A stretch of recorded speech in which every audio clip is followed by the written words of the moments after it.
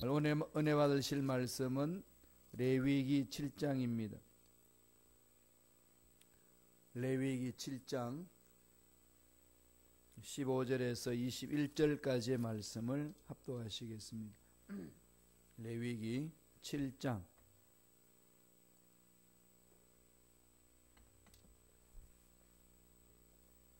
15절에서 21절까지의 말씀, 다 같이 한 목소리를 합독하시겠습니다. 감사함으로 드리는 화목 제물의 고기는 드리는 그날에 먹을 것이요 조금이라도 이튿날까지 두지 말 것이니라. 그러나 그의 예물의 제물이 서원이나 자원하는 것이면 그 제물을 드린 날에 먹을 것이요 그 남은 것은 이튿날에도 먹되, 그 제물의 고기가 셋째 날까지 남았으면 불살을 지니, 만일 그 화목 제물의 고기를 셋째 날에 조금이라도 먹으면 그 제사는 기쁘게 받아들여지지 않을 것이라. 드린 자에게도 뇌물답게 되지 못하고 도리어 가증한 것이 될 것이니, 그것을 먹는 자는 그 죄를 짊어지리라.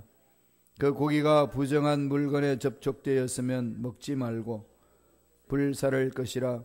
그 고기는 깨끗한 자만 먹을 것이니, 만일 몸이 부정한 자가 야훼께 속한 화목 제물의 고기를 먹으면 그 사람은 자기 백성 중에서 끊어질 것이요, 만일 누구든지 부정한 것 곧 사람의 부정이나 부정한 짐승이나 부정하고 가증한 무슨 물건을 만지고 야훼께 속한 화목 제물의 고기를 먹으면 그 사람도 자기 백성 중에서 끊어지리라.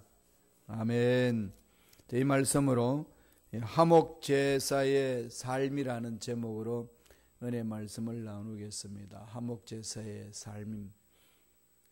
화목 제는 제사를 드리고 난 그 이후의 삶에 대해서 많이 강조하죠. 구원받는 게 중요한데, 구원받은 사람에게 중요한 건 또 다른 차원이 있습니다. 뭘까요? 구원받은 그 이후, 구원받은 사람이 어떻게 살 것인가? 모든 이 빚을 탕감받은 사람이 탕감해준 그 사람이 감사하면서 어떻게 살 것인가? 이게 빚을 탕감받은 사람의 자세가 중요하다고 주님 말씀하신 것처럼 저와 여러분의 신앙의 삶은 구원받은 이유가 중요합니다. 예수를 믿어 구원받아서 하나님의 자녀가 되고 천국에 갑니다. 그런데 천국 가는 것으로 끝나는 것이 아니라 천국에서 하나님이 주시는 상급이 있습니다. 그 모든 것은 구원받은 이후에 어떻게 사느냐에 따라서 달려져 있습니다. 그러므로 저와 여러분들은 구원받고 난 이후의 삶, 신학적으로 말하면 sanctification이라고 그럽니다. 성화되는 것. 이게 정말로 중요한 겁니다. 여기에 몸부림치는 거죠. 그저 구원받는 걸로 끝나는 것이 아니라 어떤 구원을 받느냐, 너무 중요합니다. 화목 제물을 드리고 난 이후에 어떤 삶을 살 것이냐, 그걸 오늘 강조합니다. 세계적인 경영 상담가인 스티븐 코비라는 사람이 있습니다. 유명하죠? 스티븐 코비. 그 사람이 쓴 책이 있어요. 꼭 한번 읽어보세요. 성공한 사람들의 7가지 습관이라는 책입니다. 성공한 사람들의 7가지 습관. 베스트셀러가 됐었죠. 이 책에서 강조하는 성공한 사람의 특징이 뭔가 하면은 중요한 것을 구분하고 중요한 것을 인생에 있어서 최우선적으로 한다는 겁니다. 그럼 우선순위가 정확하다는 거죠. 하나님이 우리에게 주신 시간, 하나님이 우리에게 주신 에너지를 아무데나 이렇게 흐트러 버리는 것이 아니라 중요한 것을 정해놓고 그것에 집중한다는 겁니다. 성공한 사람들의 특징이 다 그렇다고 그래요. 이것도 해보고 저것도 해보고 이렇게 하는 것이 흐트러진 것이 아니라 집중하는 것. 가장 중요한 것에 집중한다는 거죠. 그러면은 내 인생에 있어서 무엇이 중요한 것인가를 나열해야 되겠죠. 살펴봐야 합니다. 무엇이 중요하고 무엇이 중요하지 않는지. 그럼 중요하지 않는 것에 마음 뺏겨야 될 이유는 없는 거 아니겠어요? 그래야 시시콜콜한 문제에 끌려다니지 않습니다. 정말로 중요한 것에 목숨 걸고 달려갈 수가 있는 거죠. 신앙생활에 성공하기 위해서 어떻게 해야 될까요? 마찬가지입니다. 성도가 먼저 해야 될 일이 있습니다. 주님은 정확하게 가르쳐 주셨어요. 먼저 그 나라와 그 일을 구하라. 내 영혼이 잘됨 같이, 영혼의 문제고 하나님 뜻을 구하는 게 문제고, 먼저 그 나라 그 일을 구하는 게 문제입니다. 세상은 그것을 할 수 있도록 내버려 두지 않습니다. 괴롭히는 거죠. 먼저 주님을 찾지 못하도록 만드는 게 세상의 일입니다. 분주하게 하죠. 급하게 만듭니다. 급한 일에 빨리 급한 것부터 먼저 하자라고 출발하면은 급한 건 해결했는데 중요한 것은 하나도 못할 경우가 있습니다. 그래서 우선순위를 정하셔야 돼요. 가장 중요한 게 뭐고 그 다음에 급한 일이 뭔지. 급한데 중요한 것부터 해야 되지, 급한 것부터 먼저 하기 시작하게 되면 중요한 건 못해요. 신앙생활에 그런 게 뭘까요? 오늘 밤 10시에 좋은 영화를 한다, TV에서. 이게 다 광고를 뜨면은 긴급하잖아요. 그런데 내가 10시에 기도해야 된다라고 정해놨어요. 뭘 택하시겠어요? 예. 중요한 것은 기도예요. 그러면은 긴급한 것을 멀리할 수 있습니다. 그런데 그 긴급이 나를 괴롭히면은요, 이 중요한 것을 그냥 내팽개쳐 버릴 때가 너무 많이 있는 거죠. 신앙생활을 잘못하는 경우가 대체적으로 그렇습니다. 마귀들은 이걸 알기 때문에 우리에게 자꾸 긴박한 일에 끌려다니도록 습관을 만들어버리는 거죠. 그러면 정말 중요한 것은 다 놓칩니다. 하나님 앞에 가야 될 준비, 하나님 말씀을 듣는 준비, 말씀에 서는 준비, 기도하는 거, 하나님 음성 듣는 거, 이건 뒷전에 물려나고, 이젠 그거는 다 긴급한 것 처리해놓고 하는 일, 이렇게 되는 거죠. 그러니까 그런 상황 속에서 제일 먼저 해야 될 일은 중요한 것, 중요하면서도 긴급한 것, 중요하면서도 긴급하지 않는 것, 중요하지 않는데 긴급한 것, 그건 셋째로 밀려나야 돼요. 긴급한데 중요하지 않는 거는요, 뒤로 미루어야 됩니다. 이런 부분들은 우리 생활 속에 많이 있습니다. 기도를 열심히 하려고 막 기도 준비하는데 전화가 울려요. 그러면은 기도는 멈추고 전화 받는 일에 너무 앞장서 나갈 때가 많잖아요. 현대 삶이 그러니까 핸드폰을 여러분 손에 들고 있으면서 진동하면은 기도하다가 그거 보지 않나요? 이런 경우들이 참 많이 있죠. 예배 드리면서도 이 핸드폰 성경책 보는 척 하면서 이 서핑을 해요. 이것도 찾아보고 저것도 찾아보고 카톡도 하고. 그러니까 마음이 다 뺏겨버리는 거죠. 이 현대에 지금 하나님의 올바로 서지 못하게 하는 흑암의 세력들의 장난입니다. 이것부터 먼저 회복해야 돼요. 우선순위부터. 그래야 신앙생활을 성공할 수 있습니다. 하나님 앞에서 제일 먼저 해야 될 일이 뭐라고요? 하나님과 화목하는 거잖아요. 그럼요. 하나님과 화목 관계를 이루지 않고 무엇을 한다는 것은 정말로 중요한 것 놓치고 엉뚱한 것에 마음을 빼앗긴다는. 그래서 제일 먼저 신앙생활에 있어서 중요한 것은 하나님과 화목하는 것. 그래서 이 화목 제물은요, 다른 제물하고 다릅니다. 우리 5대 제사 받잖아요. 번제가 있고 소제가 있고 화목제가 있고 속죄제가 있고 속건제가 있습니다. 5 종류의 제사 중에서 특별히 화목제만큼은 제물을 하나님께만 드리는 것이 아니고 드리는 것을 서로 공유할 수 있어요. 서로 나눠주는 거죠. 그래서 화목제를 드리는 날은 페스티벌 하는 축제예요. 먹고 즐기는 날입니다. 근데 오늘날 많은 성도님들은 모였다 하면 먹고 즐기는 가 생각하는 것 같아요. 화목제만. 그거 아니죠. 번제도 있고 화제도 있고 속죄제도 있고 건제도 있습니다. 속건제도 있습니다. 그럼 화목제는 5분의 1이죠. 그러나 화목제를 드리는 것은 축제일입니다. 이 화목제에서는 중요한 의미가 우리 신앙생활에 중요한 의미를 가르쳐 줍니다.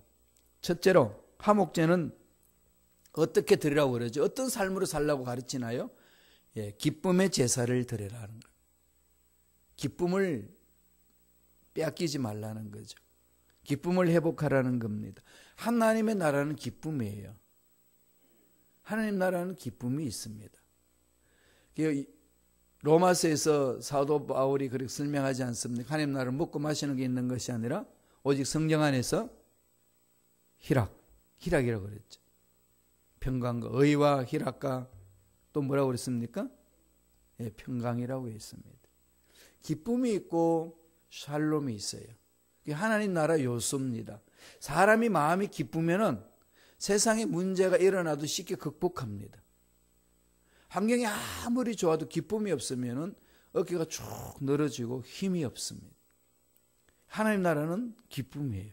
마귀는 기쁨을 뺏습니다. 하나님 기쁨을 줍니다. 마귀는 세상 사람들에게 이 재미를 주려고 그러고 기쁨을 주려고 그러지 않습니다. 재미 속에 있으면 그러잖아요. 재미 속에 끌려다니는 거죠. 어떤 목사님은 이 빠찡구가 재미가 들어가지고 새벽 예배 마치고 빠찡구 가다가 쫓겨난 적이 있어, 교회에서. 이게 사람이란 게요, 몰라요. 재미 속에 빠지면은요, 하나님 거 다 잃어버리는 거죠. 꼭 명심하세요. 하나님 나라는요, 내 의가 아니고 하나님의 의고, 하나님이 주시는 기쁨이 있고, 하나님이 주시는 샬롬이 있습니다. 레위기 7장 12절 13절 한번 읽어볼까요? 다 같이 한 목소리 천천히 읽겠습니다. 만일 그것을 감사함으로 드리려면 기름 섞은 유교병과 기름 바른 무교 전병과 고운 가루에 기름 섞어 구원 과자를 그 감사 제물과 함께 드리고 또 유교병을 감사제의 감사 제물과 함께 그 예물로 드리되 감사함으로 드리라. 감사함으로. 마음의 기쁨이 저절로 감사가 나오죠. 감사해. 그 말 하지 않아도 이 마음이 이렇게 감사가 나오잖아요. 그래서 선진국 문화 속에는 늘 감사가 많습니다. 기뻐할 수 있는 일들을 많이 만들어주기 때문에 서로 정직하게 살고 서로 세워주고 서로 높여주고 거짓말하지 않고 뒤통수 치지 않으면 그 사회가 건전하잖아요. 공의로운 사회, 정의로운 사회에 살면 사람이 편안해집니다. 내가 열심히 일하면 먹고 살 수 있기 때문에 내가 열심히 돈 벌어서 정확하게 세금 낸 것 하나도 착복하지 아니하고 다 이 사회를 국가를 위해서 다 사용한다고 느끼면 세금 안 낼 사람이 어디 있겠어요. 내가 내보면은 저 나쁜 놈들이 다 얻음 처먹는데 이렇게 생각하니까 안 내려고 그러잖아요. 그러면 사회가 힘들어지는 거죠.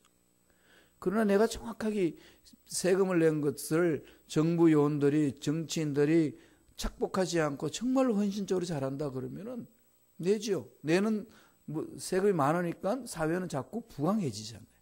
그 속에 사는 사회는 정의로운 사회 속에 사는 삶에는 기쁨이 있습니다. 감사가 있는 거죠.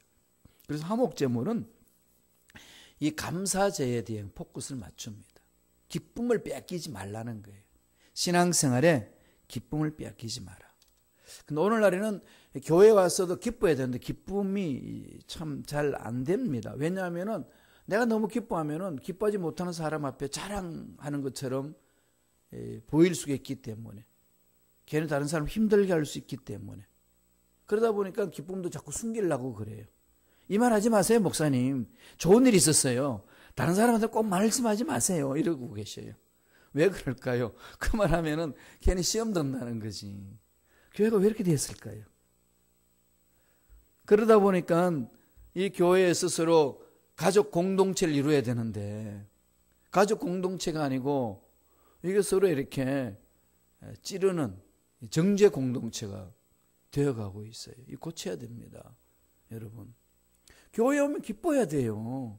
기쁨의 제사를 드리는 곳이기 때문에 그렇잖아요. 좋은 일 있으면 같이 막 박수 쳐주고 그럼 하나님의 사랑이 듬뿍 마음속에 있으면 좋은 일이 있으면요 막 박수 쳐요. 그럼 내 마음 정말 기뻐서 박수 치는데 이제는 박수 치는 척하면서 속을 아파야 합니다.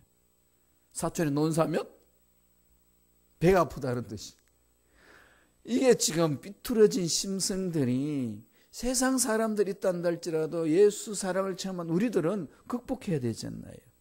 그런데 이게 극복하자 해도 극복이 되나요? 하나님과 화목해야 극복됩니다. 하나님과 만남의 사건이 없으면 신앙생활은 제대로 못합니다. 그냥 하는 것처럼 보일 뿐이지 못하는 거죠. 그래서 변화가 안 됩니다. 하나님이 베풀어 주신 기적도, 하나님이 베풀어 주신 은혜도, 하나님이 부어주시는 복도 받아 누리지 못하고 늘 그냥 변두리에서 그냥 이렇게 기웃거리다가 세상으로 돌아가는 그런 일들이 너무 많다는 거죠. 속에 들어오면요, 정말로 하나님의 축복 속에 들어오면요, 감격이에요. 정말 기쁨입니다. 환경이 어렵다, 힘들다, 이건 그렇게 문제되지 않아요. 주위에 있는 사람들이 나를 괴롭힌다, 그렇게 문제되지 않습니다. 하나님이 주시는 그 은혜가 크기 때문에 기뻐할 수 있고, 우는 자한테 가서 같이 울어주는 거죠. 아파하는 사람한테 가가지고 교훈하려고 갈 필요가 없어요. 그죠? 옆 친구들 보면은 옆 친구들 하는 말이 틀렸나요? 다 맞아요. 맞는데 하나님 할 때 책만 듣잖아요. 왜 그러죠? 지금 아프 죽겠는데, 힘들어 죽겠는데, 네가 이것 때문에 문제였고 저것 때문에 문제였고 이것 때문에 고통당하고 저것 때문에 말하면 뭐가 필요하냐는 거죠. 그냥 감싸주라는 거잖아요. 끌어안아주라는 거죠. 함께 울어주고 함께 있어주기만 해도 되는데 무슨 설교할 게 많다고 그렇게 하는지. 그래서 오늘날 이 설교가 부정적인 게 많아요. 여러분 옆에서 한번 잘 들어보세요. 누군가가 나에게 바른 길로 가라고 막 교훈해 주면 뭐라고 그러죠? 됐어, 나한테 설교하지 마. 그러지 않으신가요? 그런 거 많이 그러죠. 이런 상황 속에 목사가 설교하고 있다는 게 얼마나 힘들겠습니까? 목사님 설교하지 마세요, 그만해요. 이런 게 너무 많은 거죠. 교회가 그만큼 자꾸 변질되어 갑니다. 기쁨이 있는 곳이에요. 교회는 기쁨이 있는 곳. 그러다 보면 기쁨이 있으면은요, 문제가 있어도 이 문제가 어떻게 하면 풀릴 것인가를 찾는데, 기쁨이 없고 속이 그냥 이렇게 꼬여 있으면요, 안 되는 것만 찾습니다. 사람에게 좋은 게 얼마나 많아요? 사람에게 좋은 건 보지 않고 뭐만 보려고 그러죠? 나쁜 것만 고릅니다. 나쁜 거 골라보세요. 그렇게 찾는 자기 자신 한번 돌아가서 나에게 나쁜 게 뭐가 있을까 한번 골라보세요. 부지기수로 많아요. 이게 우리의 연약한 인간들의 모습이라는 거죠. 한목재물은 기쁨을 회복하는 거다. 그런데 하나님과 나의 화해가 됐는데 안 기쁠 수 있나요? 그러니까 여러분 새벽 예배 얼굴 나오실 때 얼굴 표정 잘 관리하세요. 여기서 딱 써 있으면요, 지난밤에 무슨 일이 있었나, 이거 얼굴에 보인다니까요. 지난날에 무슨 일이 있었나, 새벽 예배 드리고 나서 그 하루가 무슨 일이 있었나, 이 얼굴에 다 그려지지 않습니까? 저는 주로 이렇게 웃는 상을 많이 해요. 예, 웃지 않으면은요 꼭 마귀 같대요. 바늘을 찔러서 피 한 방울 나오지 않을 만큼 이 독한 인간으로 보인대요. 그것을 극복하는 유일한 방법은 웃는 것밖에 없더라고요. 웃는 거죠. 웃으니까 이빨도 드러나고 웃으니까 이마도 더 빛나는 것 같고. 그래서 저는 많이 웃습니다. 그러면은 속된 말로 배알이 꼴린 일이 없을까요? 얼마나 많겠어요. 그럼요. 너무 힘들고 어려운 상황들이 끊임없이 있지만은 그럴 때마다 죽상을 쓰면은 보는 사람도 어떻게 했습니까? 그럴 때마다 하나님이 나를 살려주셨는데, 하나님이 나를 붙들어 주셨는데, 이러면서 자꾸 자가 발전하는 거죠, 스스로. 그래서 이렇게 다니니까 동료가 묻더라고요. 유학생할 때도 그렇고 또 우리 가르치는 학생들도 그렇고 또 집사님들이 물어요. 목사님 뭐가 좋아서 그렇게 웃고 다니시냐? 뭐가 그렇게 좋냐? 내가 다시 물어봤어요. 뭐가 그렇게 눈 안 좋으냐?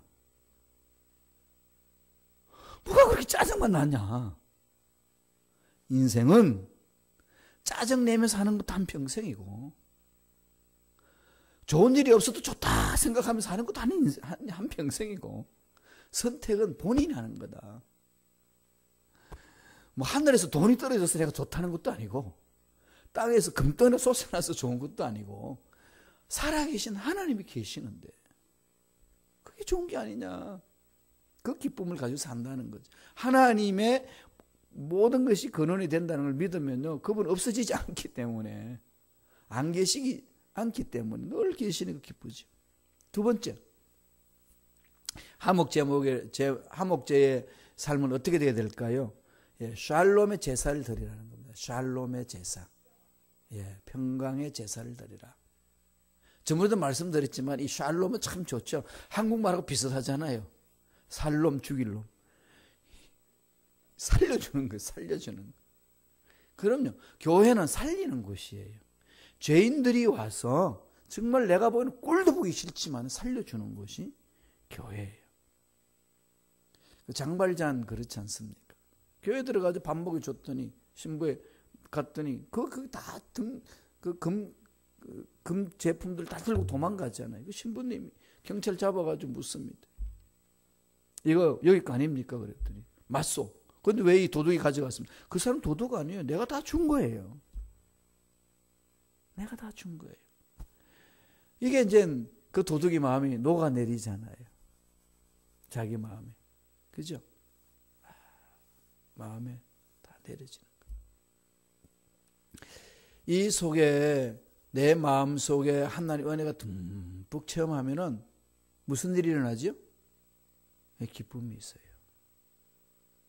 그리고 평강이 있습니다. 하나님의 사랑을 체험하지 않으면 신앙생활이 어려워요. 정말 그렇습니다. 일을 많이 하면 일에 대한 열매가 있어서 성취감 때문에 일을 할 수는 있지만 그게 지쳐요. 한두 해 하고 나면 지치거든요.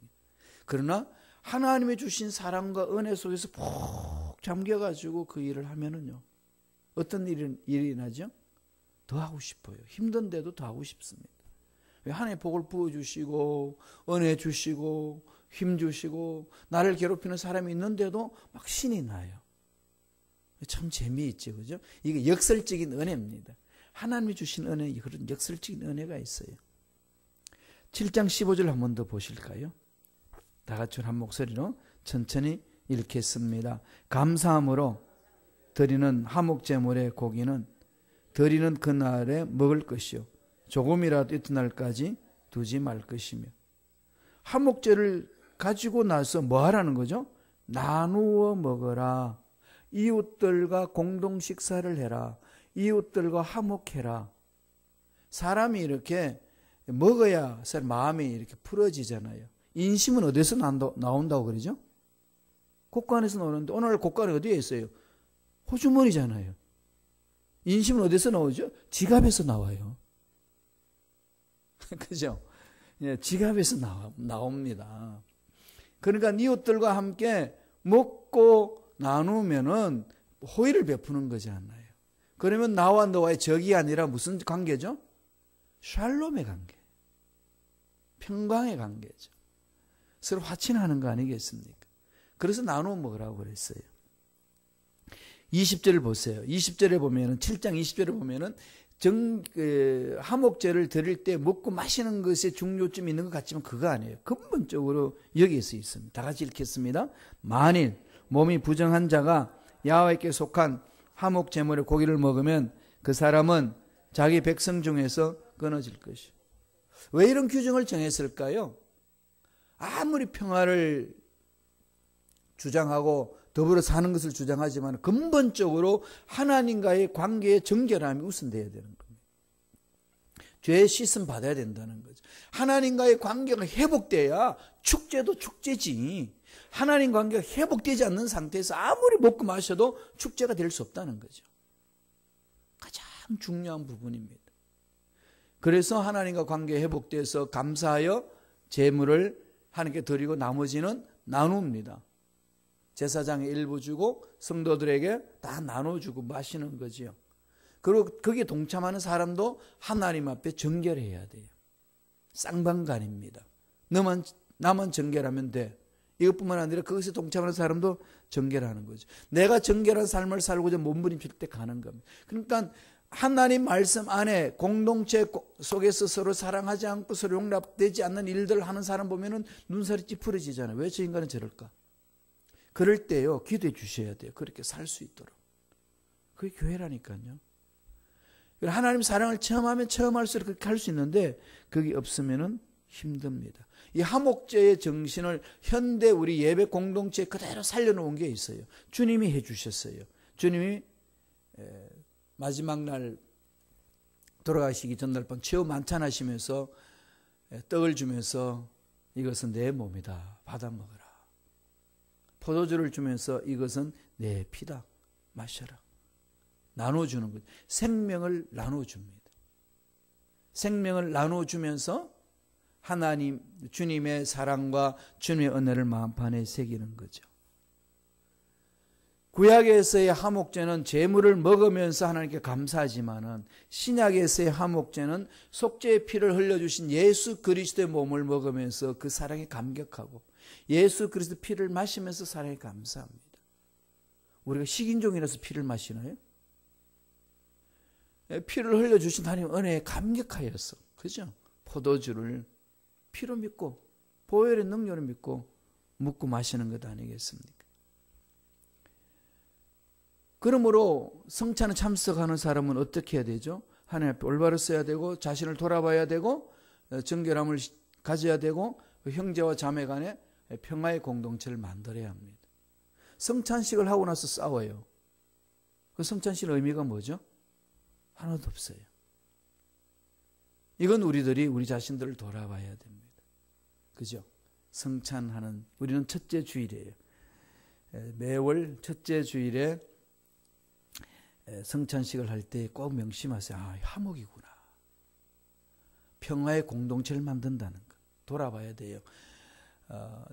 사도 바울이 고린도 교인들에게 그렇게 편지를 해서 가르쳐 줍니다. 성찬할 때의 자세를. 고린도전서 11장 27절과 28절입니다. 다 같이 한 목소리 천천히 읽겠습니다. 그러므로 누구든지 주의 떡이나 잔을 합당하지 않게 먹고 마시는 자는 주의 몸과 피에 대하여 죄를 짓는 것이니라. 사람이 자기를 살피고 그 후에야 이 떡을 먹고 이 잔을 마실지니. 예. 성찬에 참여할 때 늘 먼저 우리 기도를 시키잖아요. 돌아보라는 거죠. 하나님의 사랑으로 내가 이렇게 산다. 하나님 지은 죄악들 다시 내려놓습니다. 씻어주시고 다시 짓는 죄를 미워할 수 있는 마음을 주시고 그 죄를 짓밟고 일어설 수 있도록 축복해달라고 기도하는 거 아니겠습니까? 그렇게 나가는 거죠. 이런 성찬을 하는데도 불구하고 우리 기독교 공동체는 갈기갈기 찢어지고 있어요. 갈등을 느끼고 분열합니다. 교회에서 그런 갈등과 분열을 치유하지 못하면 사회는 치유되지 않아요. 예수 믿는 국회의원들이 대한민국에 많아요. 그럼 국회의원들이 뭘 교회에서 배웠을까요? 매일 싸움질하는 거 배워가지고 국회가 매일 싸움 먹질만 한다니까. 그죠? 이게 참 우리 교회가 정신 차려야 돼요. 정말 우리 주의 종들이 정신 차리면서 몸부림치는 거죠. 뭐 여당과 야당 간의 갈등이 지속되고 지역 간의 갈등이 되고 노사 간의 갈등이 있고 세대 간의 갈등이 있고 이념의 갈등이 있고 가정의 부부 갈등이 있고 고부 갈등이 있고 고부 갈등이 심하니까요. 며느리는 시자도 생각하지 않는데요. 시만 놓으면 돌이킨다는 거지. 그래서 성경에 시편도 안 읽는데. 시부모가 얼마나 힘들고 어렵게 했으면은 시자만 나오도 그냥 치를 뜬다는 거죠. 이런 고부 간의 갈등, 자녀 간의 갈등, 참 심각한 갈등 아니겠습니까? 이것은 예수 십자가로 회복할 수 있어요. 교회에서 이런 갈등은 예수 십자가로 회복할 수 있습니다. 주님의 보혈의 능력은 그리 강한 거예요. 핵폭탄보다도 더 강한 능력이 그 속에 있습니다. 그렇게 극악무도했던 살인마들이 사형수가 되어서 감옥에서 복음을 받아들이고 통곡하며 웁니다. 감옥 바깥에서 내가 예수를 만났다면 내가 이런 짓 하지 않았을 겁니다. 예, 누구나 가능성이 있어요. 누구나 다 변화될 수 있습니다. 하나님 사랑 안에서.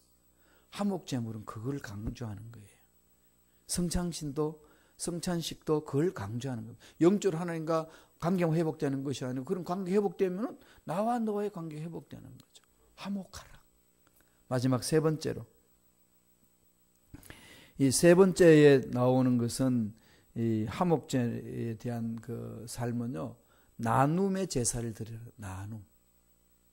쉐어링, 쉐어하라는 거예요. 나눔의 제사를 드려라. 나눠 먹는 거죠. 그 보면은요, 나눠 먹는 날짜까지 정해줘요. 한번 볼까요? 레위기 7장 17절 18절입니다. 다 같이 한 목소리 천천히 읽겠습니다.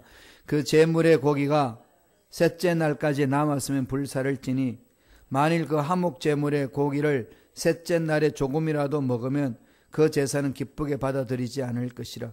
드린 자에게도 예물답게 되지 못하고 도리어 가증한 것이 될 것이며 그것을 먹는 자는 그 죄를 짊어지리라. 아까 우리 고린도전서에서 성찬할 때 자기를 돌아보면서 하라고 그런 것처럼 돌아보라는 거죠. 이렇게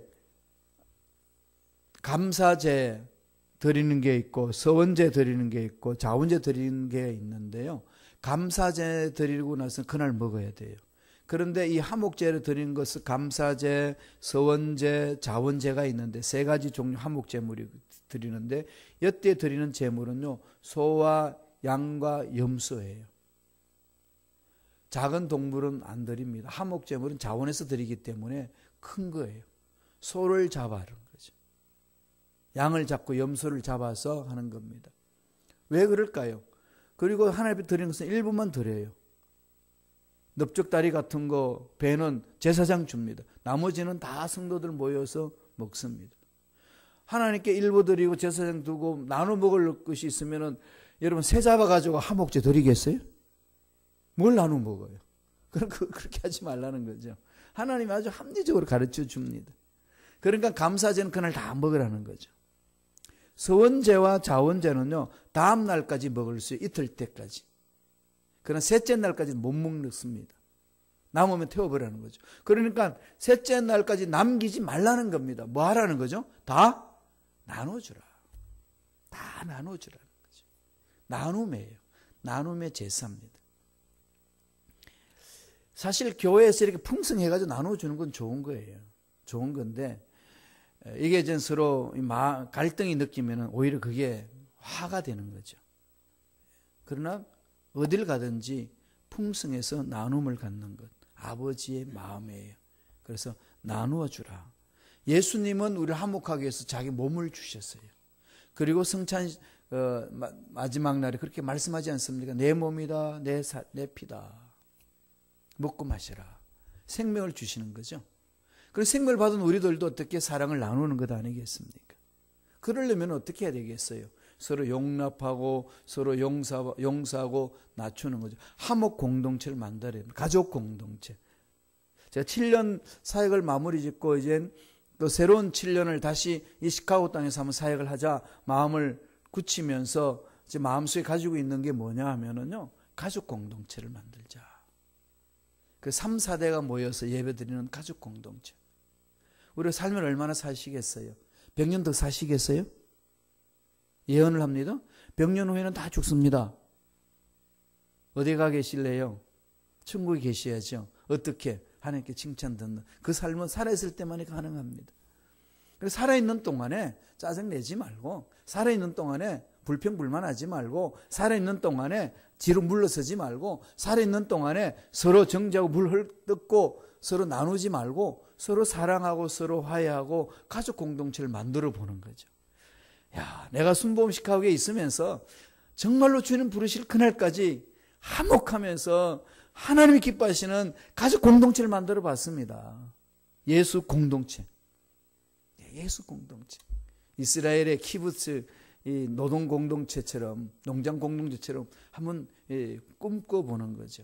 그래서 저는 생산 공동체까지 생각하면서 앞으로 노후 대책까지도 좀 어떻게 같이 할 수 있는 이런 생각을 요새 품고 기도하고 있어요. 화목한 가정, 화목한 교회, 화목한 시카고. 순복음 시카고 교회를 인하여서 시카고가 화목해졌어. 이런 소리를 듣는다면 모두 기쁘지 않겠어요? 저만 기쁘겠어요? 예, 우리 모두 기뻐하실 거예요. 그럼 누가 더 기뻐하시겠습니까? 하나님. 정말로 잘했다. 칭찬 듣지 않겠어요? 이러한 일들이 이 세상 사는 동안에 저와 여러분 삶에 넘쳐나길 간절히 축원합니다. 기도하겠습니다. 하나님 아버지, 화목제를 통하여서 우리가 배워야 될 정신 세 가지를 우리가 말씀해 주시니 감사합니다. 기뻐하는 삶을 살게 하시고, 샬롬 평강을 누리는 삶을 살게 하여 주시고, 가지고 있는 것으로 서로 나누며 화목해 하는 삶을 살아갈 수 있도록 축복하여 주옵소서.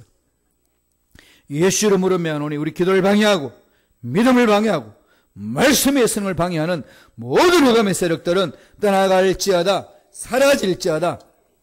하나님의 은혜 속에 들어가지 못하도록 서로 불평하고 짜증내게 만들고 서로 정죄하게 만드는 모든 흑암의 세력들은 사라질지어다. 하나님의 자녀들을 만지지 말지어다. 예수 이름으로 명하노니 육체 속에 있는 모든 병은 떠나갈지어다. 깨끗하게 남을 입을지어다. 예수 이름으로 명하노니 머리부터 발까지 모든 육체의 연약한 부분은 강하게 될지어다. 목 디스크, 척추 디스크는 사라질지어다. 암세포는 떠나갈지어다. 오장육부는 강건하게 될지어다. 두다리는 새 힘을 얻을지어다. 하나님의 놀란 은혜 속에 살아가는 우리 모두가 되게 성령이여 역사하여 주옵소서. 은혜 감사의 예물 드립니다. 드린 손길을 기억해 주시고 30배, 60배, 100배, 1000배, 만배의 복을 받아 누리는 멋진 삶을 살아가는 손길들 되게 축복하여 주옵소서. 감사하고 예수님 이름으로 기도드리옵나이다. 아멘.